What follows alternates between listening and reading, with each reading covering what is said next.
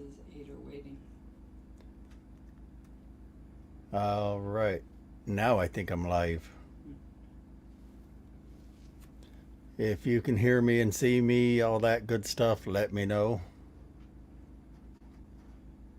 Um, we're doing kind of an experiment here. We're going live streaming from an RV in the middle of the Quartzsite, Arizona desert. All right, let's see. We got a few. It always takes a while for everybody to start coming in, so I like to give everybody a little bit of time, but cool. Um, all right, let me see if I can get set up. This has been a rushed live stream because I'm running off of a generator. The generator was about, it was getting low on gas, and my wife had the truck. I had to run find her and get the gas. So I got it in there just a little bit ago. So anyway, we're gonna try and get started here.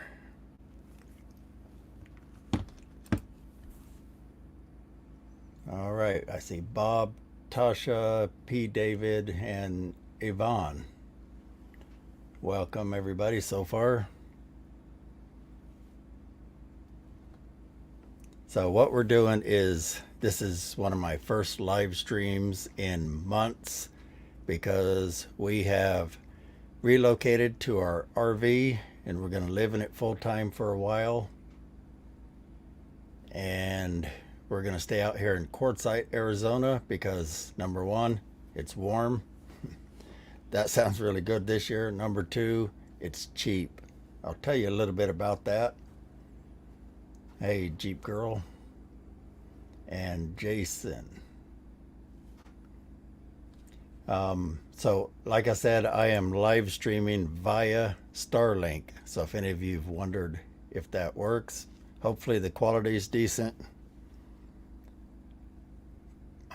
I've only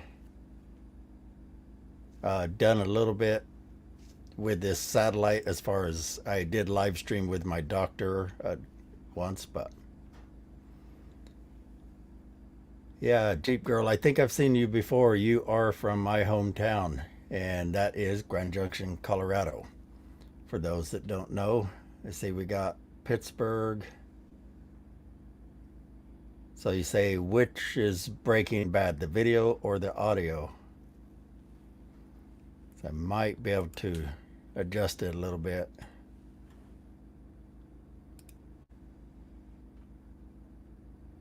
Yeah, I can change the resolution a little bit if it's video.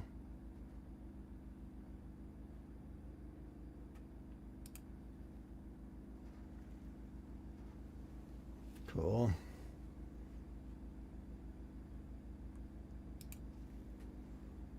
All right. The TV. So the video is breaking up. Okay, let me lower the resolution a little bit. See if that helps at all. If you're on a phone or something small, it's probably still going to look fine, but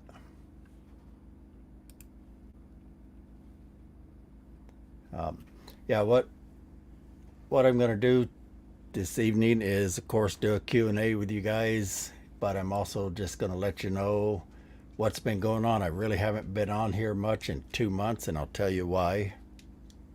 It's mostly good news. Let's see.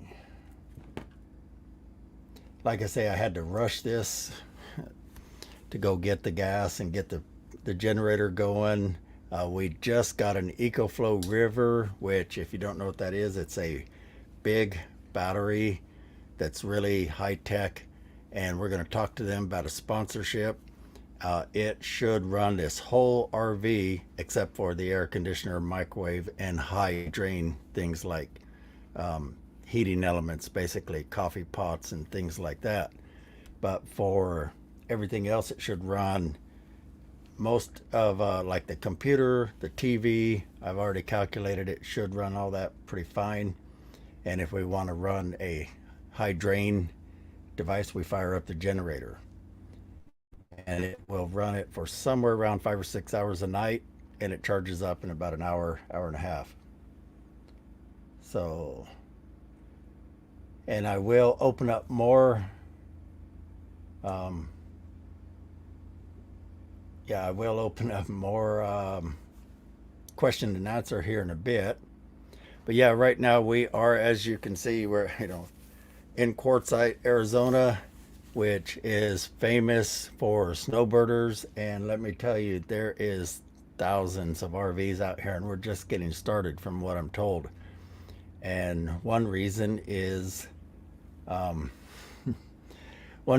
because it's cheap. We bought a pass for 7 months out here for $180, and that's it. That's all the fees there is out here. Now you do have to be able to boondock, so that means you got to provide your own power, water, haul off your own sewage, all of that. You're self-contained, but I'm going to do a separate video on all of that on my new channel called That Kilted Guy Behind the Kilt. That channel is going to cover our RV life, adventures we do along the way, fun stuff, things like that, as well as some of the downsides to RVing, and we've had a few. We've taken this 38-foot RV mud bogging, basically.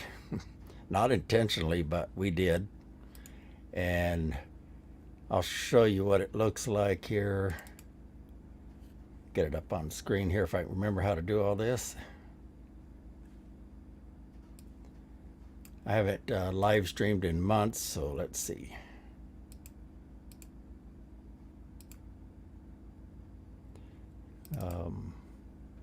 Where is it?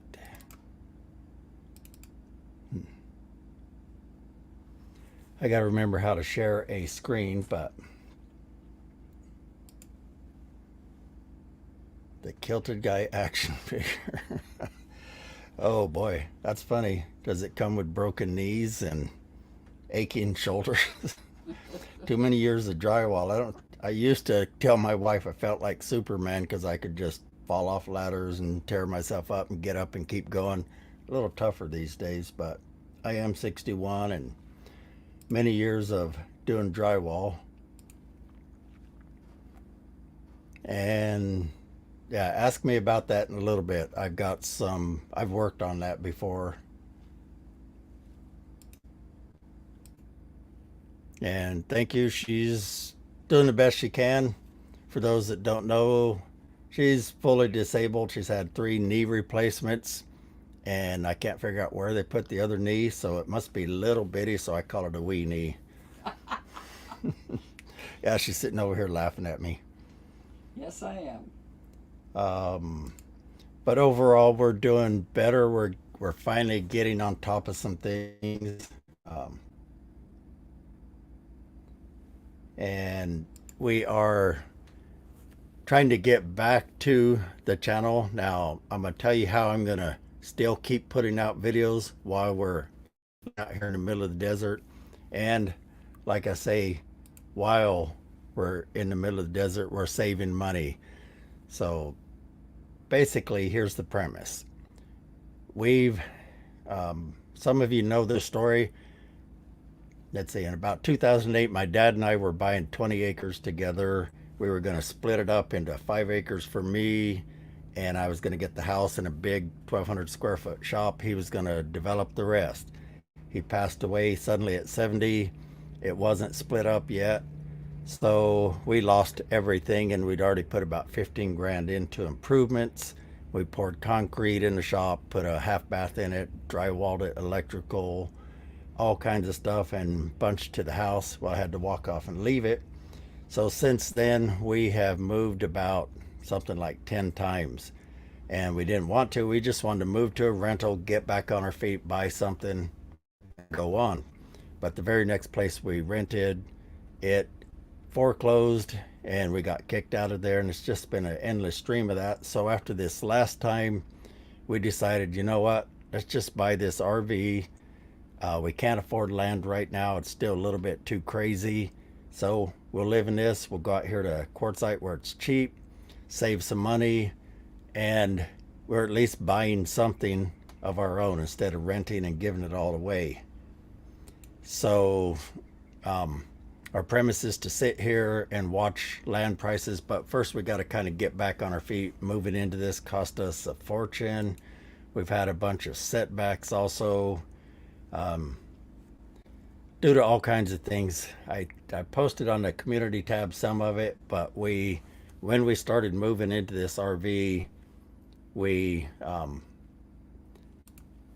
yes, we do have a Patreon. It's usually in the link of my description of most videos, but if you just go to thatkiltedguy.com, you'll see all my links there. So we started moving into this, and about the time we started moving into it, my wife and I both got COVID. That knocked us out for about a week and a half, slowed us way down. Her Ford Explorer, 2011 Ford Explorer, the power steering quit on it. It's still sitting in Colorado. We're trying to figure out how to get it fixed because the dealer wants $2,700, and it just seems crazy. So we got a mechanic friend trying to find a way to fix it cheaper. Let's see, we moved all of our stuff into my old drywall shop, and we had turned it over to my wife's daughter, my stepdaughter. My wife did alterations out of that shop for about 4 or 5 years. We tried to turn it over to her, let her take over a business. She kind of ran it into the ground. We got a midnight email telling us she was getting evicted. Well, a lot of my stuff was still in there, including my Model T. So we had to go spend $4,000 or $5,000 paying back rent and hauled off 10 yards of garbage out of there, and it took us a couple weeks to get that done. We moved all of our stuff into that shop. 2 days later, we got robbed. They broke in and stole most all my mechanics tools and my pack out kit. It was a rigid one with a bunch of my tools in it. So they got a bunch of cordless tools and things like that. Luckily, we had insurance, and they have now reimbursed us for a lot of it just the other day. But it's been a pain, trying to list about 1,000 tools you have in your toolbox. I mean, every screwdriver, every wrench. It's been a nightmare, and I'm still not done. I know I'm gonna think of a lot more, but so far we've come up with like $13,000 worth of stuff they managed to steal. Plus they broke out a window we had to repair and all this kind of stuff. So it took us a while to get on the road. We finally kind of made it, and right off the bat we kind of screwed up. And let's see, the first time we went out of town, we went to a place called Vega Lake. It's a gorgeous place up by Grand Junction, and we didn't get out of town till late because I was trying to move my old 54 Chevy truck, which was at that shop. The steering broke on it. The engine wouldn't run because it didn't have a battery, because I'd given it to my stepdaughter and she never returned it. So I broke the steering. Basically, it's called the rag joint. I went to jack it up and discovered they'd stole my floor jack too. So I had to run to Harbor Freight, buy that. By the time we got up there, it had been raining the whole day. We got up there, we missed the turnoff, went 8 miles down a dirt road with a 38-foot camp trailer on the back in the mud, and just about got ourselves in a predicament. So let's see, we got to a point where I said, we've got to turn around somewhere, and we finally found a spot that maybe we could turn around. And I thought we were going to get stuck. Honestly, I walked out there in the area, and it was spongy. There was hoof prints about 3 inches deep from really long-legged cattle, but no, 3 inches. And about that time, park ranger came along, and so he watched us. We made the turnaround fine, got through it, got back to the campsite finally at 8:30 at night, and my cat was in her cat carrier and all that bouncing around. One of them had messed herself, so we had to clean her up. So we got off to a rough start, but now we're here. We made it. We are pulling an oversized trailer. We got a little more weight than we should on my half-ton truck, but I know how to handle it, so we're here. Now we're just going to start working on putting out videos, and the way I'm going to do that is I can do some right here from my desk. You can kind of see the RV in the background here. So I have a number of videos in the bank that I'd shot from a while back, maybe 10, 15 of them. And there's a lot of videos I can do where I just simply come on here and talk about theory and things you should and shouldn't do, and why I don't always have to demonstrate everything. And then I've got an idea that if I want to demonstrate, I'm going to set up just a small spot out here with like a half a sheet of drywall. I can do a demonstration right here. There's nobody within 100 yards of us. It's pretty sparse out here, pretty quiet. So I can still get some videos put out, and then if I need to, I may fly back to Grand Junction, go into my studio where the shop that we moved into, I set up a little studio in there. I can shoot some videos for you guys. I could go there for like 2 or 3 days and just crank out 10 or maybe 15 or 20 videos and come back here and edit some more. Plus, we may go to the Las Vegas convention for the National Hardware Show, and at the same time, it's the International Builder Show, which has the unfortunate abbreviation of IBS, which I'm sure some of you know that stands for international or irritable bowel syndrome, if you have that. But in this case, it's International Builders Show. We may shoot video on that.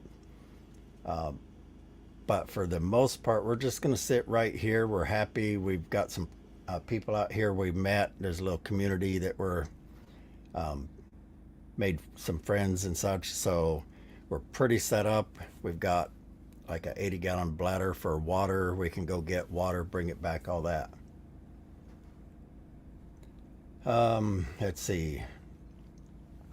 And let me see if I can remember how to do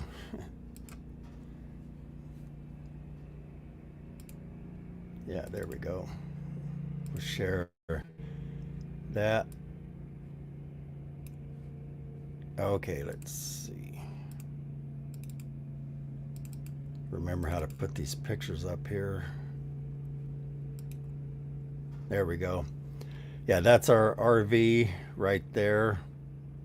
And that is another incident we had. We decided we had time to jump up to the Grand Canyon and check that out. We haven't seen it in a long time.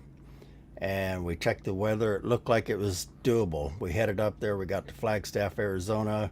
Suddenly the wind was blowing 20 to 30 miles an hour with 65-mile-an-hour gust. So we just pulled off the road right away. And we found this spot on the side of the road, and we spent the night there. At midnight, the sheriff was knocking on our door and telling us we really can't park there. And then the next morning, another sheriff knocked on the door and said he was wrong. You can park there. And, you know, fun. So we got out of there. We didn't make it to the Grand Canyon. We came out here to Arizona, but that's our current rig. Let's see if I can show you some other pictures here. Like I say, we're in quartzite here. Yeah, that's showing. All right. And it's really pretty out here. They have some of the most gorgeous sunsets out here. The other night, SpaceX launched some more satellites. And this was the contrails from the satellite, or the rockets. They put out 53 more satellites, I guess. One of the things I'm going to do up here is finish this.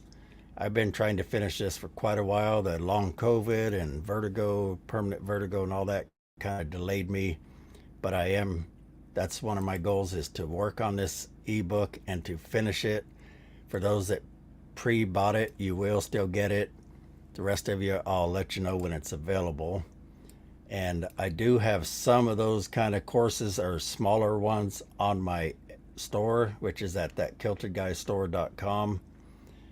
But This one is the bigger one. It's going to be about 100 pages, and I think it'll really help you guys out. And I can always talk about things like, don't do this.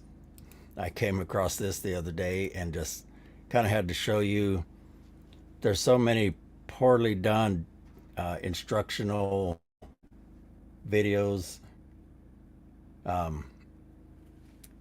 And so that's one reason I started this channel. So I'm going to try and put out more content showing you guys the right way. So let me look over some of the comments here so I can keep up.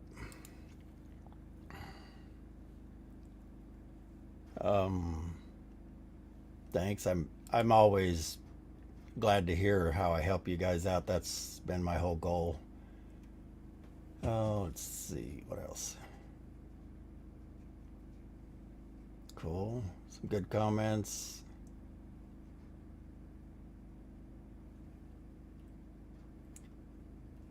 Yeah, the sheriff thing is just, we were parked right on the side of Route 66 actually, and he thought, that there was an easement that the highway department had, and the other guy said no, technically they're not. So it was a little confusing. No big deal.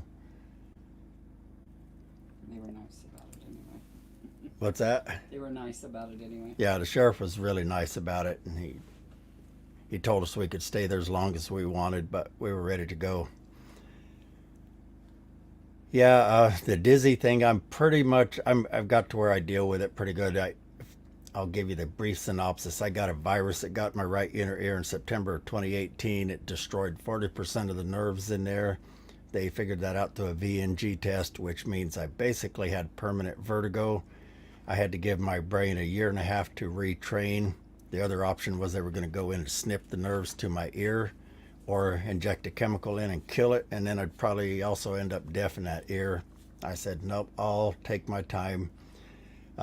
Finally, I got it to where I was feeling a lot better in about January of 2020. I felt quite a bit better.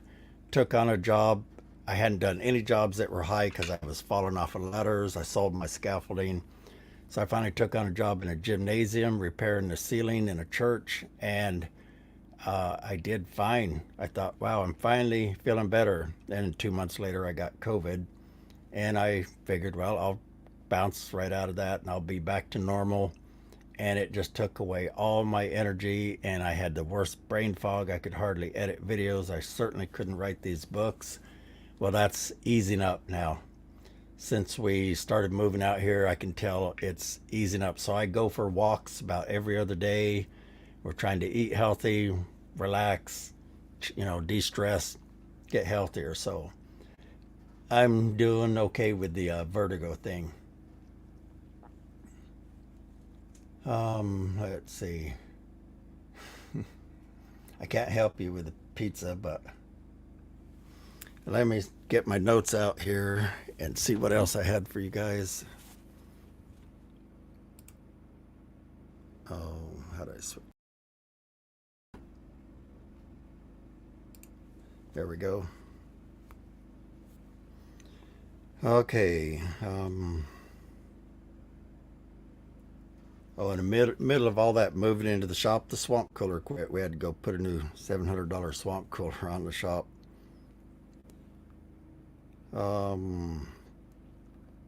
Yeah, we're going to put out the banked videos.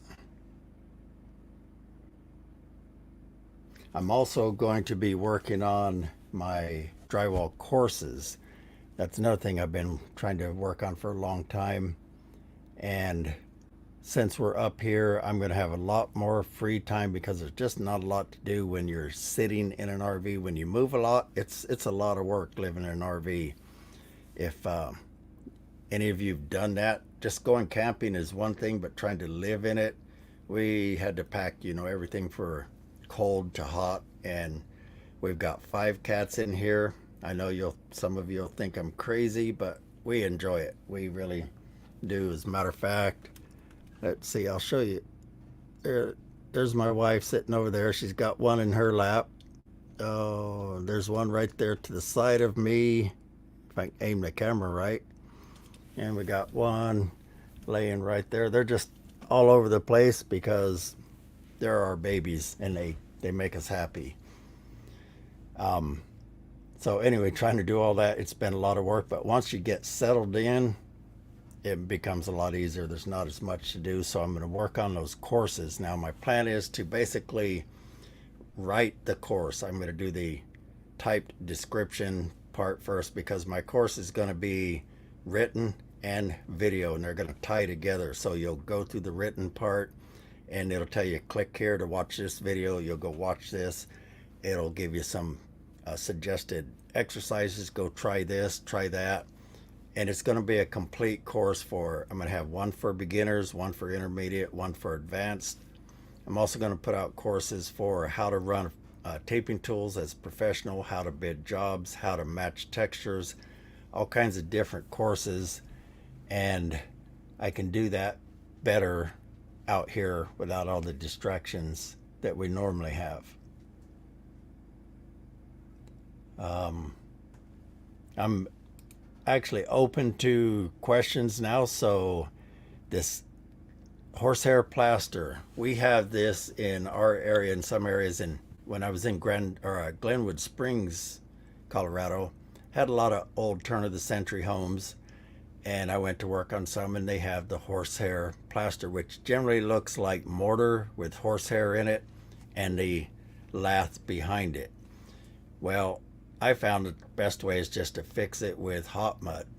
Now, one of the tricks to that plaster is it likes to fall apart easy. At least the ones I worked on did. So I'd start out with a hole like this and think, oh, this is loose, I'll peel this off, and pretty soon I had a hole this big, and I realized I just had to stop. It just wasn't a real solid wall surface. So I used hot mud, a thicker batch, so it just wouldn't run all over, and just smooth it on and smooth it out, kind of like plaster. You don't need mesh tape, all that stuff, because it goes through the lath, and that's how the old plaster worked too. It would go through the lath. So if this is like the lath, it would go through it and kind of droop out the back, and it holds itself on the wall that way. So the hot mud can do the same thing. And by hot mud, I mean fast setting joint compound. I use the word hot mud all the time because that's what we call it in the trades. And I've showed pictures of that in my videos many times. So basically just, I would suggest like a 45-minute fast setting joint compound. And if you get all that pretty close, you can use regular mud on top of it. And that's basically what I did. And yeah, bidding is a trick. It took me years to get to where I did pretty good, but honestly, sometimes you're going to lose your butt. Other times you're going to make a killing, and that's just kind of the way it works if you do flat rate like I did. I prefer to do flat rate bidding. I don't like time and material because too often people get taken advantage of. Contractors sometimes will do a T&M, time and material, and they'll come in and just take their measly old time, just drag it out, overcharge the customer, pretend to use more materials than they did, and so on. And I like the customer to know, when I get done, this is what you're going to pay. No surprises, no extra add-ons unless something comes up and I talk to them about it first, because I believe in transparency, honesty, and integrity. And if you give any way for the customer to doubt that, you're going to have more issues. 9 times out of 10, when I'd get done with a job like that, they would just pay me, no issues. Now, that also involved writing a proper contract. I found out that any job that is over $400, I needed a contract, because there can be little misunderstandings and contracts, if you write them right, you can use a boilerplate for most of it, and it can save your butt. And I'll give you one minor example. I did one where, let's see, I think the contract, I spelled out that I would be done no later than next Tuesday. It was quite a bit of work. It's popcorn ceiling removal, trim removal, bunch of stuff. That, I think it was like Thursday or Friday, the owner goes, "You're going to be done this weekend, right?" I said, "No, I can't be done this weekend." "Well, I need it done this weekend." I said, "If you look in the contract on line 32 or however it came out," I said, I did give you a completion end date, and it is next Tuesday, and this is just Thursday." And he just kind of went, "Oh, okay, well, thanks." We'd had a big argument had I not spelled out all those details. So there's a lot more to it than just typing up, "I'm going to come in and repair the cracks in your ceiling, and the price is $560. So I'm going to do a complete, it'll be a small course on bidding jobs, but I will put that out too. Oh, let's see. What else do we got?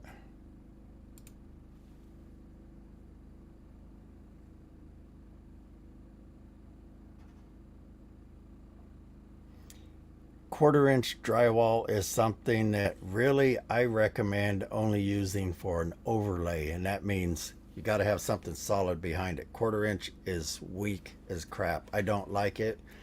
Even when I had popcorn ceilings that I couldn't scrape off due to asbestos or too much paint, if I bid it to do an overlay, I did half-inch, and that's partly because with the popcorn ceiling, you got all them little spongy popcorn balls up there, and when you go to drive your screw in, they just tend to want to pull through the paper constantly, and there's no strength when they do that.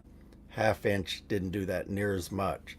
Quarter-inch sags more. It just has no strength. It's mostly paper. By the time you take that quarter-inch, put paper on the front and the back, there's almost no actual sheetrock in the middle. So the only time I really use it is like going over paneling on walls.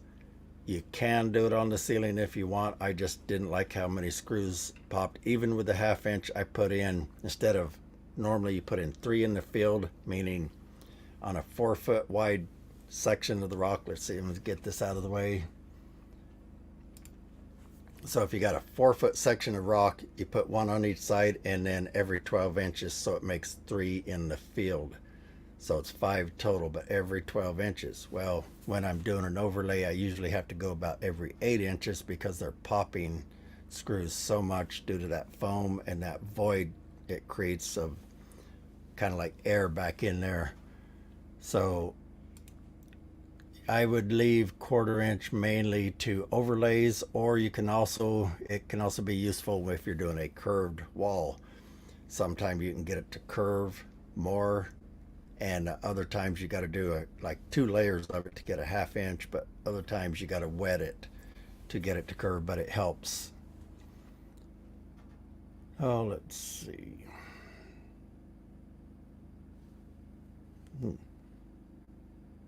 So let me see if I can read this here. And Catherine says, "I just got old wet drywall."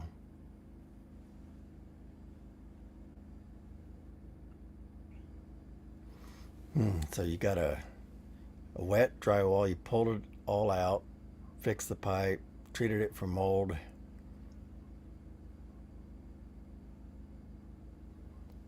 I think what you're asking is basically how to replace the drywall, but essentially if you cut something out and you got to patch it back in, you've got to give it backing. So either you had to cut the drywall out right down the middle of the stud, or yeah, you're talking about a wall, probably could be a ceiling, but anyway, down the joist or the stud, and then you can screw the new drywall to it, or you got to add some new backing in there. And there's a couple different ways.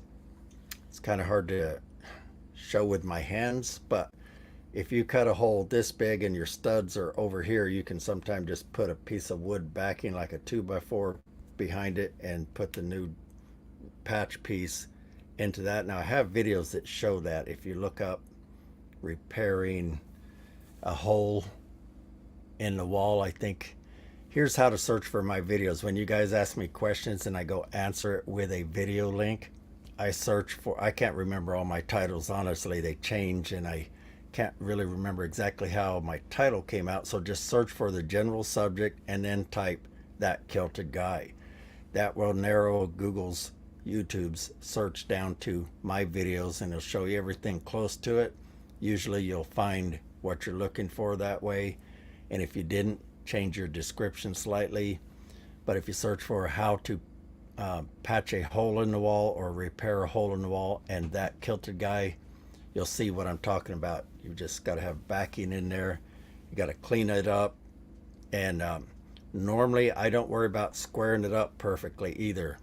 What you do is you cut a piece of rock that's a little bit bigger than the hole, trace around it, cut that out precisely. It's going to fit every time. You didn't have to get a square out and try and square this one and this one. You can cut a trapezoid and put it up there. It's going to fit every time because you traced it. So I hope that's what you were asking. If not, ask me again or clarify it. I wish we could have verbal chats, but all we can do is this text chat. And yes, as far as weight goes, drywall is heavy. I think a half-inch sheet of rock, 12 foot long, is right around 100 pounds. They used to be heavier. Now they got this lightweight rock. And it's just honestly heavy. When you're a drywaller and you're hanging drywall, you tend to hang with a partner on the ceiling, or you use the lift, and then on the walls you hang by yourself. So you're packing 12-foot sheets around all day. You just get used to it. You get in shape and get to where you can do it. No, I've never taught at a drywall seminar. I've actually never heard of one. I'm sure they exist. I haven't heard of one happening. I have thought of trying to go into some big cities, like some of the bigger hubs like Phoenix and LA and Dallas, those kind of bigger areas, and put on classes. I just don't know if there would be enough interest. It wouldn't be cheap. I mean, per person, it could be something like $400 a day, $1,500 for a week class. I'm not real sure, but we would have to find a building we could rent that we could get dirty, so no carpet, no ballrooms, or those kind of conference rooms. It'd be a little tricky, but I have thought of doing that. As far as just speaking, I've never been invited to, but I might if somebody asked me to at a trade show or something.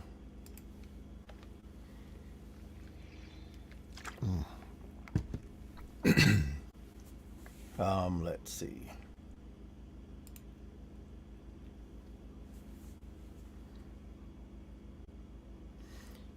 For texture, for a garage, for a garage wall. Yeah, popcorn ceilings. I don't know what we were thinking back then. I actually do, but it was because we could get by with a little less quality. We still did pretty decent quality here that you can just do crap work where you really can't, but popcorn would hide quite a bit. And it actually had acoustical sound deadening properties, so it would make a room less echoey, and it really did. But now if you throw in furniture and carpet and all that, it usually doesn't do much anyway. And then the first time you paint popcorn, you lose all that acoustical property, most of it.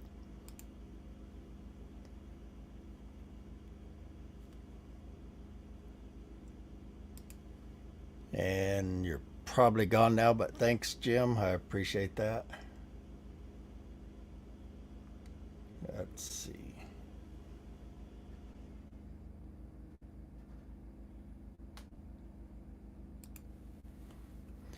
When using automatic tools,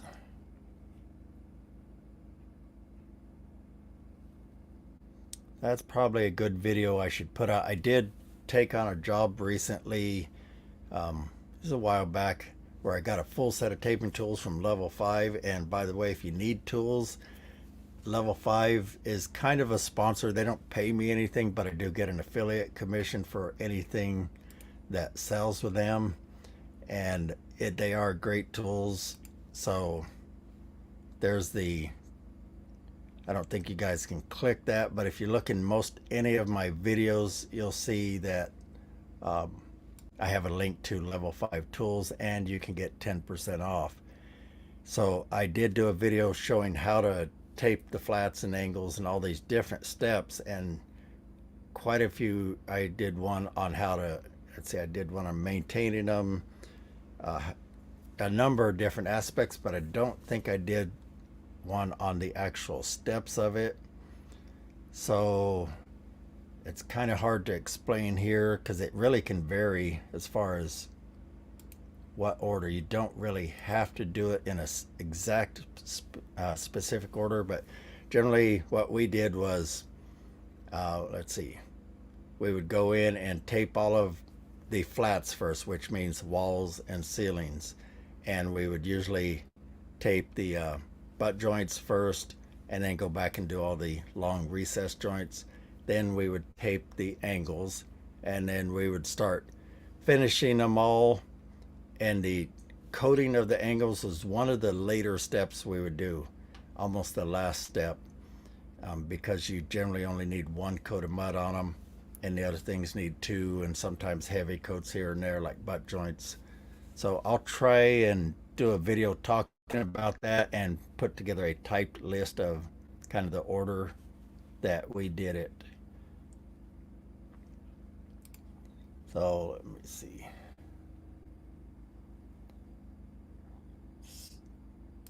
So on that garage, what kind of mud?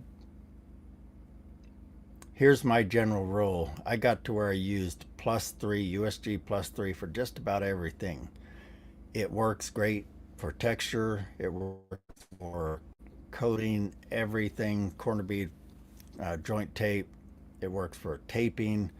It really works good for everything. But if you need to do a heavy build, a heavy fill, or you need it to dry fast, or you want to use mesh tape, you have to use the fast setting joint compound. Regular joint compound can only go on maybe 1/8 of an inch thick, much thicker, and it just starts cracking and it's weak and it takes forever to dry. So hot mud sets up. It doesn't necessarily dry a lot faster, but it sets up and allows you to coat it quickly. So most of the time you can get by without it, and you can texture with it and everything. And let's see, there, if I'm doing new construction, like when I taped that basement recently, I did go get regular weight all purpose, and that's because it has a little bit better adhesion, and it also comes out of the bucket a little bit thinner. And yes, I always use premix except for hot mud. You have to mix that one because the water is what activates it. I haven't mixed up powdered drywall mud.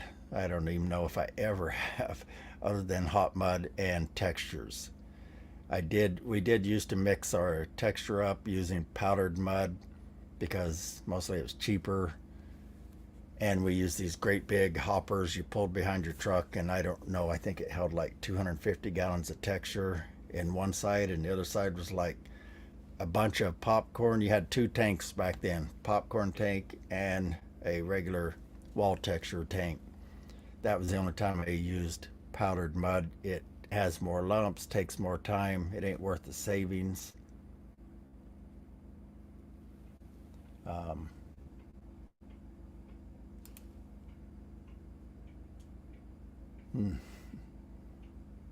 let's see.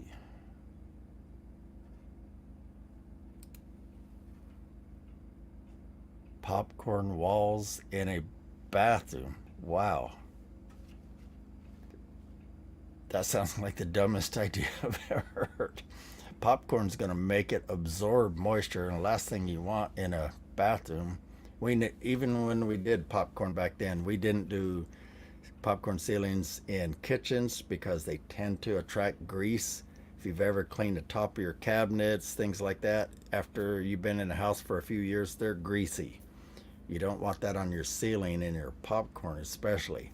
We didn't do it in garages. We didn't do it in bathrooms because of the moisture. So on a wall, that sounds hideous. I don't know what. Somebody was trying to hide something, I would say. Get down here.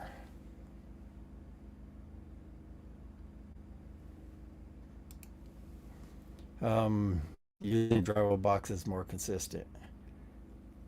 For the most part, yeah. Um, there's advantages and disadvantages to the boxes. Number one is speed. Absolute.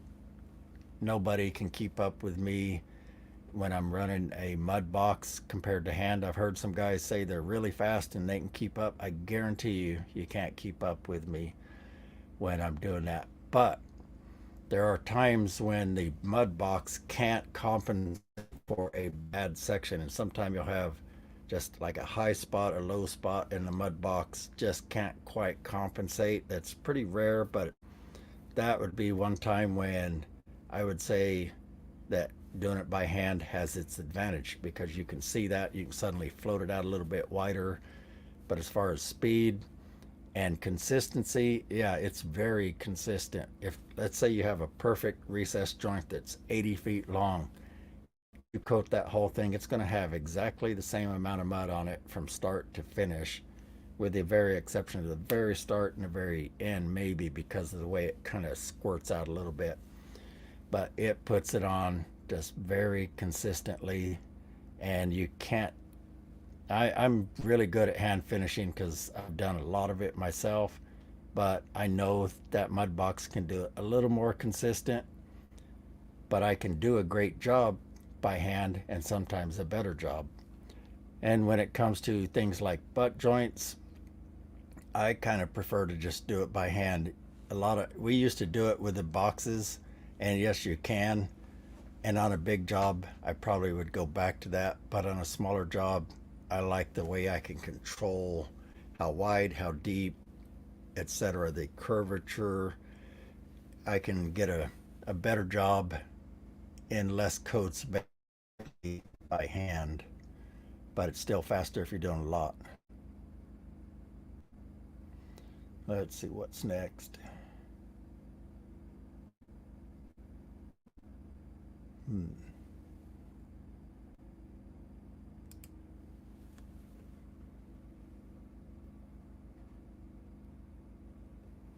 When you're starting out, it's tough.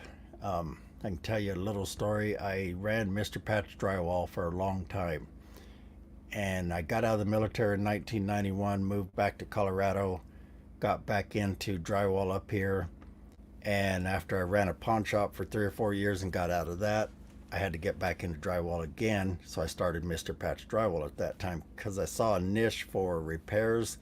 There wasn't a lot of guys that wanted to do the repairs, and the ones that did often really weren't that good. Repairs are a lot different a lot of times than new construction, because I went from 15 or 20 years in new construction, and I got hired on as a repair guy in Seattle when I was in the Air National Guard, and I discovered right off the bat that it was a lot harder than I thought. So I did it because it was a niche market. So I did that about, I think I was there about 7 or 8 years. Then I moved down the road 90 miles to help my dad out, who'd been having health issues. And when I decided to reopen that business, nobody knew me. I didn't have that reputation anymore. So I had to start all over. And in the beginning, it was tough. So I did things, all kinds of things. I get creative. I used to run ads on Craigslist, on Facebook. I even had some postcards printed up and paid people to walk around and stick them in the doors. We actually got a number of jobs off of that. Sometimes you just got to get really creative. One thing I definitely recommend is good signage on your vehicle. A professional appearance can help sell you. It can make you look like you've got more experience than you do, that you're somebody they can trust.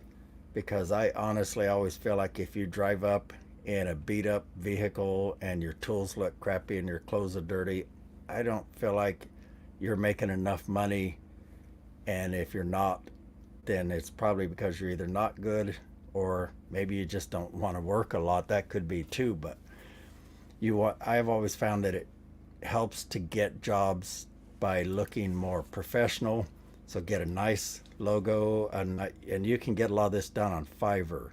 You go to Fiverr.com, it's 2 R's at the end. There's people in Indonesia and all over that will design you stuff for $5 to $15. That's how I got my logo for this channel. So you can get business cards designed, postcards, anything you want done on there. And signs on vehicles can really make a big difference. You don't necessarily have to have them, but if you've got a nice vehicle and you can put the signs on there and you've got a name that stands out to people, it can really help. When I first got into running a new business of Mr. Patch Drywall, I had a Astro van. I bought a GMC Astro van, and I built a box that I put on top out of plywood, and it was about 12 inches tall, 4 feet wide, 8 foot long, and I could haul corner bead in there, benches, all kinds of things. I welded up a frame to go on my ladder rack and bolted it to it. Well, I wrapped all 4 sides in a thin layer of metal, and I put signs all the way around, and I got a lot of calls while I'm driving down the road. I got calls going through a neighborhood. Hey, I saw you driving by my house. Things like that. So the best thing is to, when you're starting out, is to reach out everywhere you can. But the next best thing is to build a reputation for somebody that shows up when you say you're going to show up to bid. You show up when you say you're going to start the job. You don't blow people off. You do quality work. You leave their job clean. You give them a fair price, and you give them a price they know what they're going to pay for. Like I was saying earlier, you give them a flat rate price. People prefer that than telling them an hourly rate. They know when you get done, whether it took you 3 hours or 10, they know what they're going to pay. And I found I made more money that way because basically the faster you get at doing it, the more money you can make. And I can tell you, I often made $80 to $150 an hour doing repairs. And that was partly because I really honed the process to where I could get in and out of a job quickly and do top quality work better than most people in town. I left the job clean. I dusted their furniture if I had to. I vacuumed. I always left it clean. And just as an example, I could often go in and fix 2 or 3 fist-size holes in a job with, say, a skip trowel texture in less than 2 hours. And that's masked off, repaired, textured, cleaned up, and everything. And if you bid it by what it's worth and not the time, then you'll make more money and you'll have happier customers. I rarely had anybody complain about price because they knew ahead of time. Oh, let's see. Next question. And yes, I appreciate the likes. When you guys want to help this channel out, it's fairly simple. If you just give us a like, sure, that helps, but commenting helps, sharing helps, interaction, they call it. The more people are involved in a video and a channel, the more they're going to show it to others. All right, back to the comments.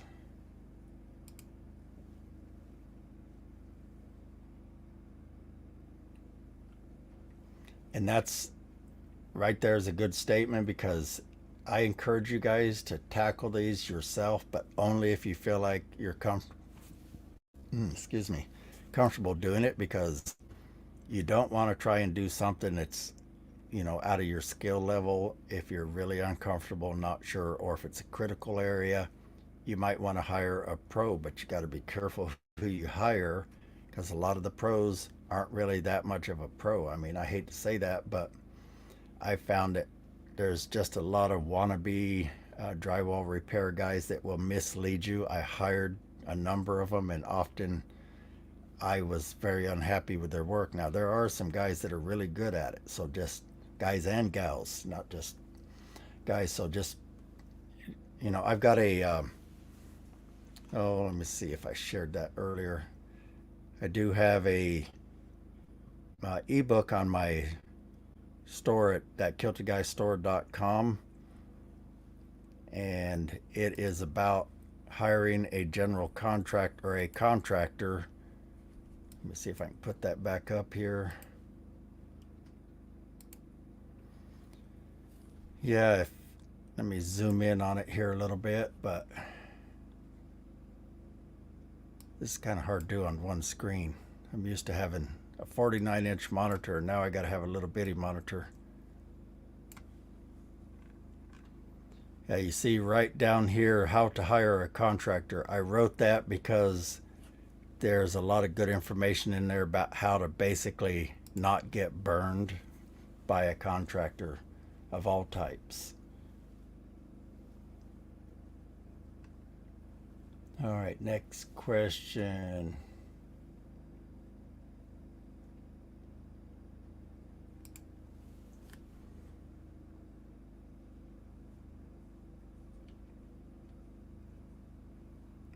Yeah, I mean, I'm a big believer in building and whatever you do, if you're doing drywall and all that, in sealing up a house really tightly anyway, through caulking, through all kinds of different ways. One of our goals is to buy land and build a house and do a whole series on it. And I'm going to show you guys how our old way of building houses sucked. It really did. We built houses crappy in the 70s, really leaky, poor insulation, and so on. I'm going to build a house that I've learned a lot about building energy efficient homes through Matt Reisinger, the Build Show. He'll probably be at this International Builder Show. He's really knowledgeable in building sciences, and I think I can build a house that will use 90% less energy than normal, and that also makes it super comfortable for not much more money. By the time you factor in the energy savings and everything else, I don't think it'll be that much more money at all, and you've got a really well built house. So it keeps out bugs too. Another little trick I've done for bugs is take some diatomaceous earth. If you go look it up, it's a natural thing that comes from crustaceans they ground up or something, and basically if a bug crawls through diatomaceous earth, a lot of them with an exoskeleton, it will abrade their exoskeleton and cause them to essentially, they die because it's kind of like they bleed out. It scrapes up their exoskeleton, they dry up and they die.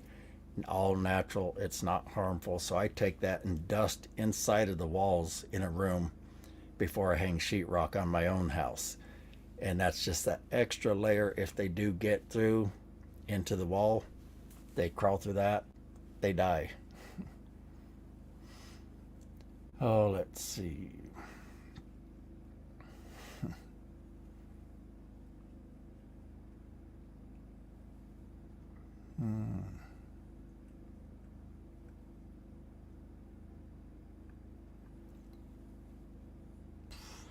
Oh, trying to find the next comment here.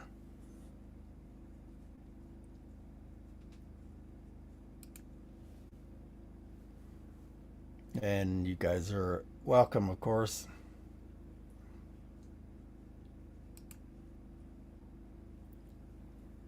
Let me see.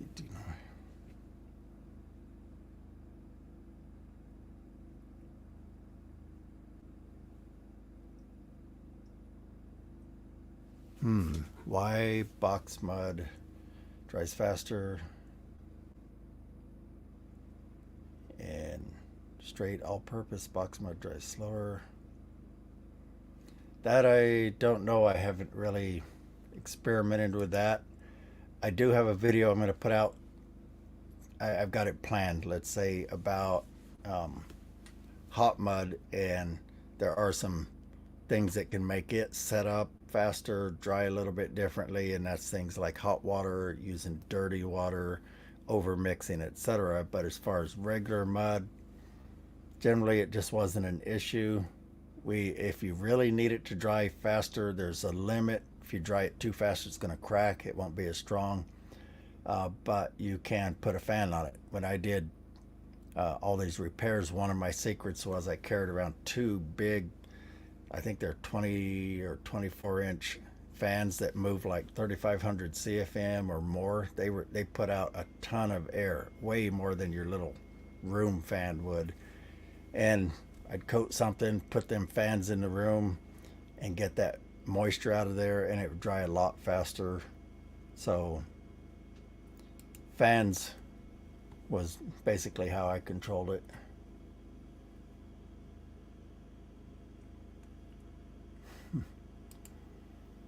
Yeah, if you hire somebody and they don't have the tools to do the job, you want to be careful.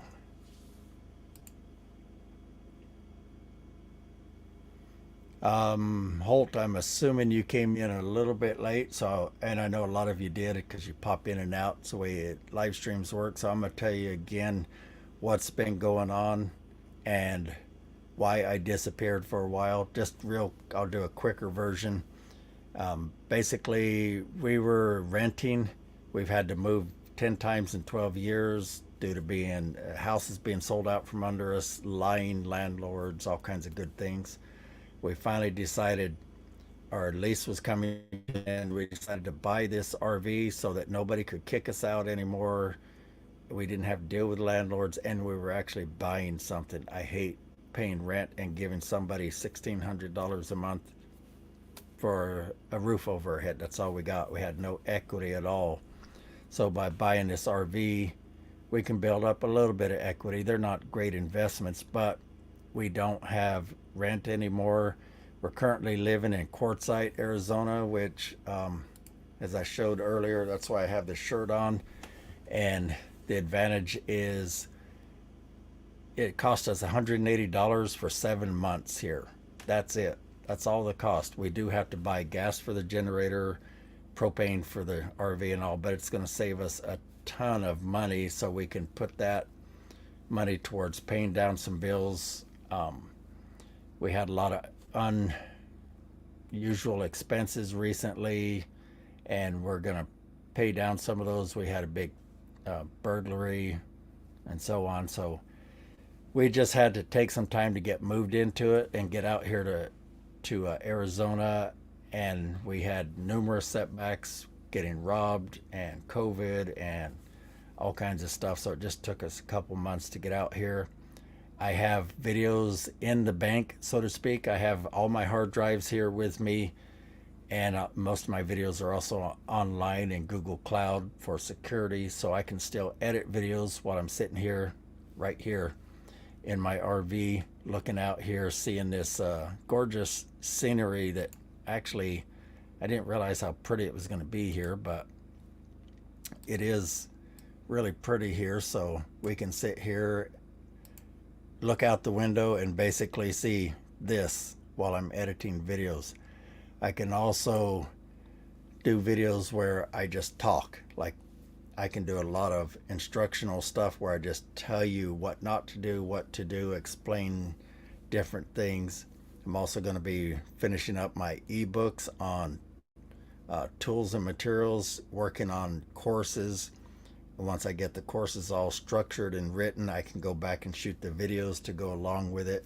So this allows me to focus on some of the things that I feel are important, which is ebooks and courses, because it's really hard to teach you guys a lot about drywall in a 15-minute video. Oh, hang on.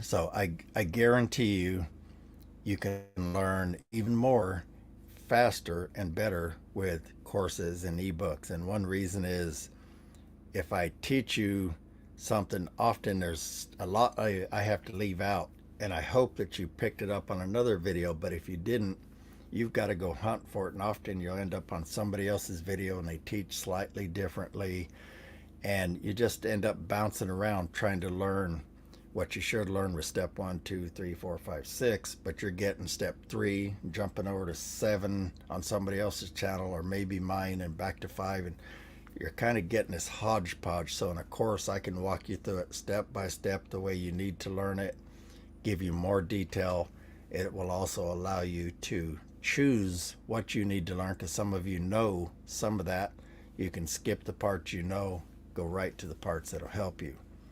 So that's kind of the goal while we sit out here in the desert and enjoy this warm weather. It was like, it's been about 82 degrees out here lately, in case you're wondering. But at night it gets down to about 50, so it's great sleeping weather and nice and warm in the day. Let me back up here and see where we're at.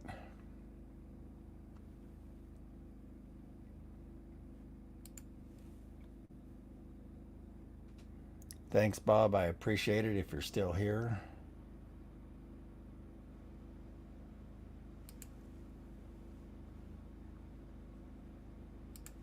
Um,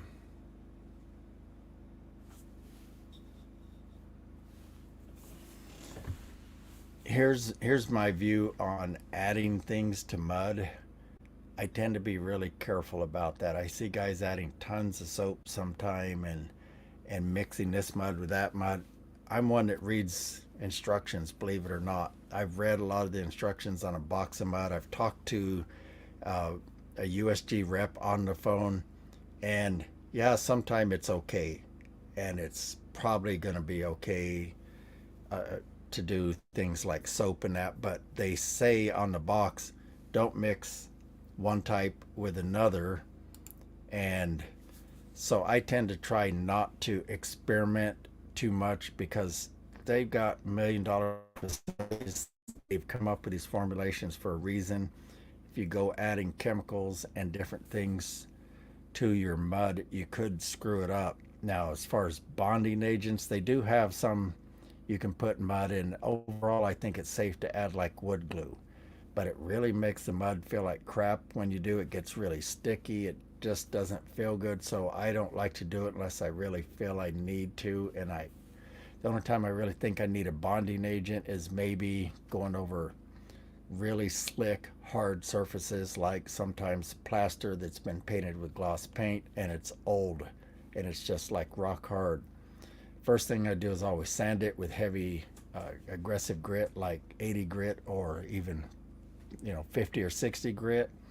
Get a lot of scratches in there. That'll help it grab, but you can sometimes put a deglossing chemical on there. You can buy it at a paint store.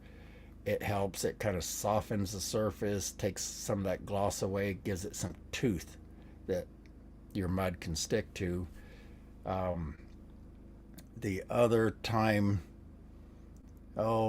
if you're going to something where you feel like the mud's going to have trouble sticking, which most of the time it's just glossy surfaces, you might add something, but I wouldn't mix a concrete chemical with a drywall chemical. And another way I've done increase the bonding is prime it first. Add a bonding primer under the drywall mud, like with mobile homes and RVs. When you're doing drywall mud over the VOG, vinyl over gypsum, that's drywall that has permanent vinyl on it. You can't really strip it, so you're going to put mud over it. If it doesn't have a textured surface, it's slick and mud might not stick. So sometime I'll put a bonding primer, and you just ask your paint store for a bonding primer. But some like Zinsser Bullseye 123 might be one, and that way that's stuck well to the wall. Now your mud will stick to that. It's kind of like painting cars. I've actually painted 10 or 15 cars. You can't put automotive paint right over metal, but if you put primer on the metal and then the paint over that, it sticks fine. So sometimes you need that intermediate layer to make it stick better.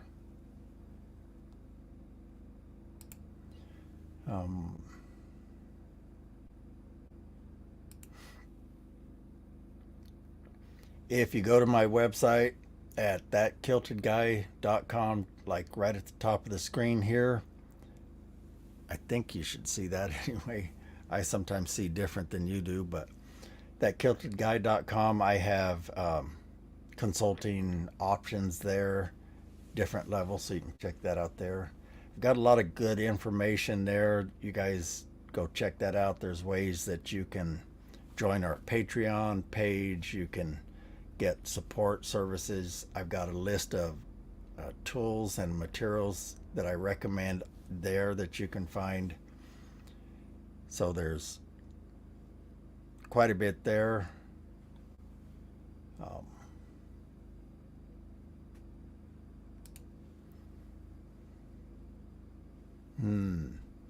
My experience with asbestos and mud is that I've probably breathed in quite a bit of it. But because I was concerned about that, I had the VA test me and they did a CAT scan. They said my lungs looked like they weren't harmed.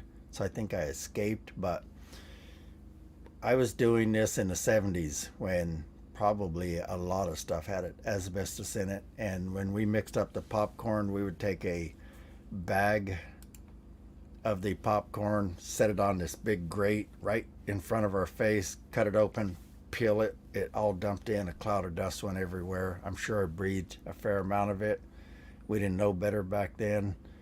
But as far as is it in everything and is it dangerous, it's kind of complex. But basically the rule is if you don't disturb asbestos, it's safe. So if it's on your ceiling and you're not sweeping it and getting spider webs off, it's probably going to, it should be just fine. Hang on one second.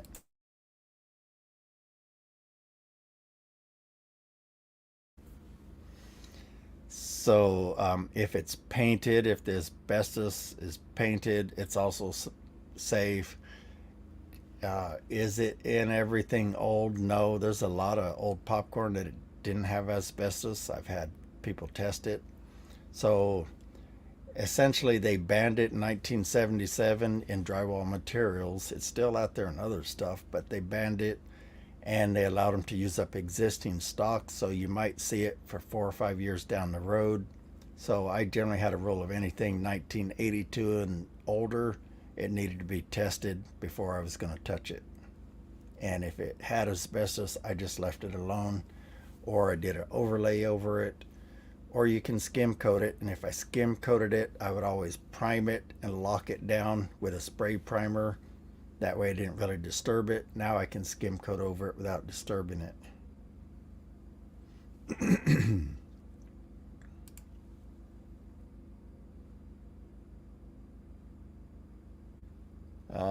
Anytime you go over painted surfaces, like you're doing a repair, definitely sand the paint, whether it's flat or glossy. The glossier it is, the more you want to sand it.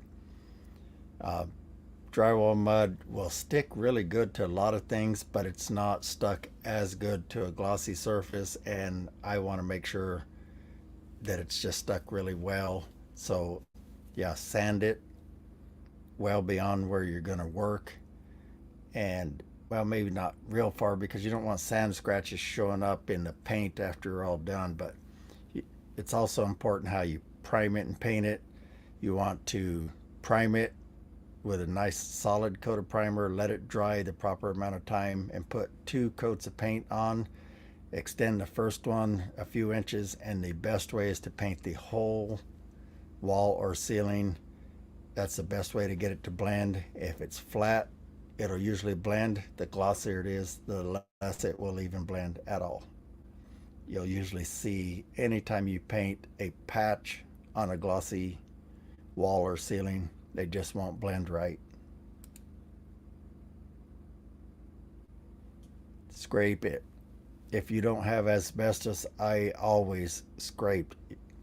Some people do it wrong, but basically I would wet it and then let it sit for about 5 minutes until I saw the moisture was mostly soaked in, and then I would do a little tiny test scrape, because usually it's going to take at least 1 more coat of water, and you want to soak it to where it's almost dripping. Well, it's going to drip off the ceiling some, but you don't want it to feel like it's raining in there. But you want it to get pretty dang wet. You're not going to hurt the ceiling if you, I don't know, I've never hurt one by over wetting it. You got to dry it out properly, of course, but scraping to me is by far the easiest way if it's not painted with glossy paint and it doesn't have asbestos in it.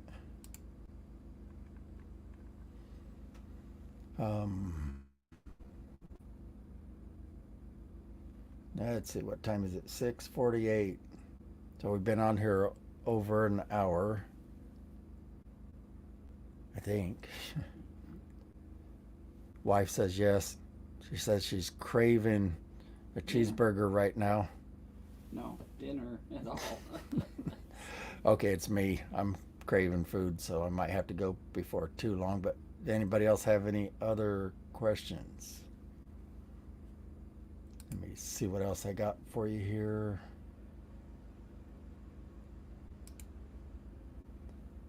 Um,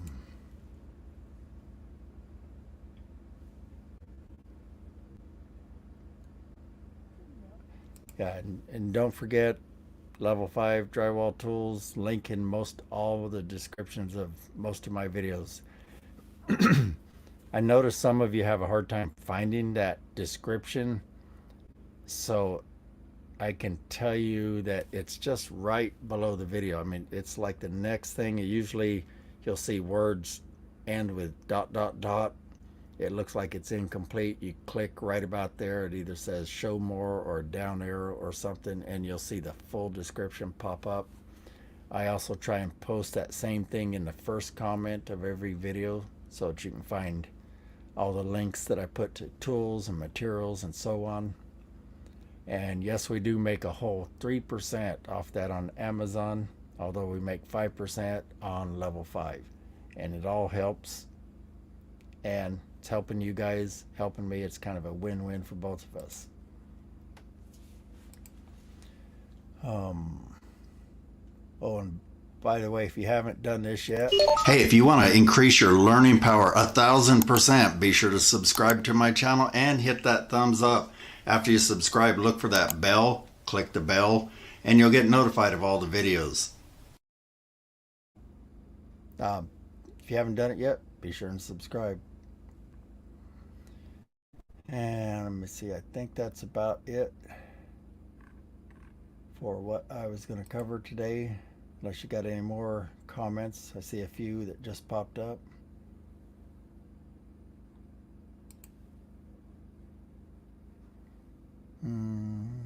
After on a repair, you can apply joint compound directly to a wall once you've sanded it and dust it. You don't want to apply it over a dusty wall either. You can damp mop it off, blow it off, vacuum it off. You just want to get a lot of that dust off, and then it will stick as long as it's not glossy. And if it's glossy, if it's been sanded well, it'll stick. Yeah, I was worried about the asbestos, so I was thankful too. Yeah, and I think I just answered that one. You always want your walls to be clean. If you feel like there's any contaminants, any greasy stuff, oily, if anybody's tried to use pledge on their walls, and I've seen stuff like that, you've got to get that off. You don't want to put mud over anything but raw paint or drywall.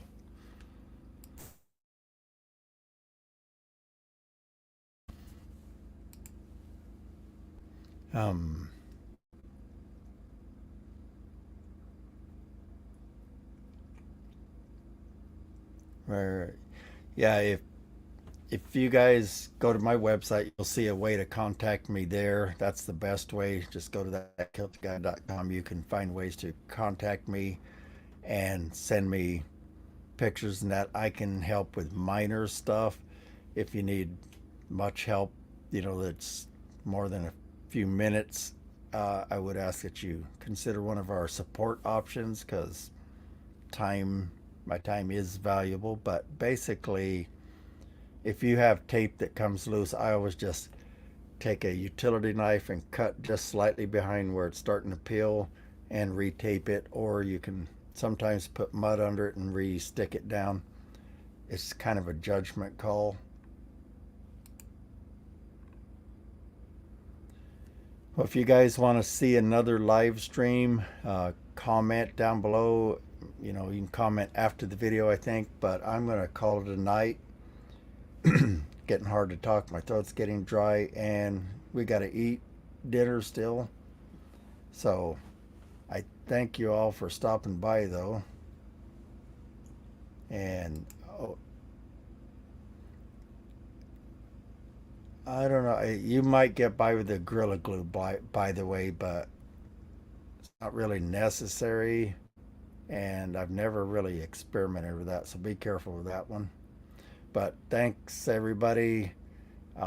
Let me know if you want to see another one. You should start seeing at least weekly videos coming out pretty soon. And maybe 2 a week we're going to shoot for. Plus, I'm going to be putting 1 or 2 out a week on that kilted guy behind the kilt. And I still have the 3-minute drywall school. Those are fairly simple. I'm going to try and put out at least 1 a week on that. And let's see, that kilted guy creates. I can't do much with that. I can do a little bit.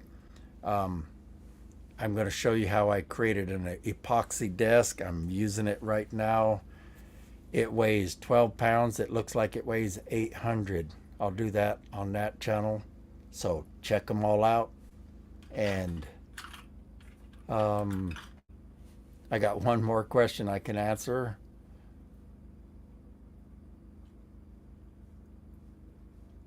For new construction, I'd probably recommend hire somebody. I can teach you little bits and pieces, but it's hard to teach you the whole thing in a 15-minute video. I have heard it, some people pulling it off, but I think you'll be happier if you hire somebody. You'll get better quality work out of it. Just be careful who you hire. So anyway, thanks a lot, everybody. I will talk to you guys on the next live stream, and I'll see you on that next video. And as always, take care, everybody.